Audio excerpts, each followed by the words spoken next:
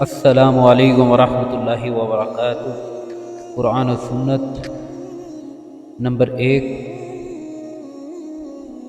ہر دین کا کوئی امتیازی وصف ہوتا ہے اور اسلام کا بنیادی وصف حیا ہے۔ نمبر 2، ہم تمہیں آزمائیں گے تاکہ جو مجاہد اور ثابت قدم ہیں انہیں جان لیں اور تمہارے حالات جانچ لیں۔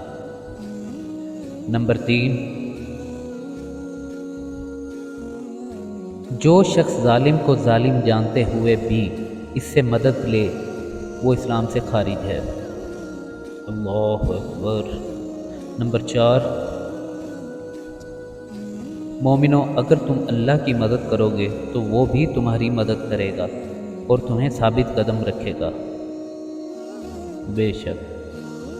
نمبر 5، اے پیغمبر، میرے بندوں کو بتا دو کہ میں بڑا بخشنے والا اور مہربان ہوں۔ جزاکم اللہ خیر۔ دعاؤں میں یاد رکھیے گا۔ السلام علیکم ورحمۃ اللہ وبرکاتہ۔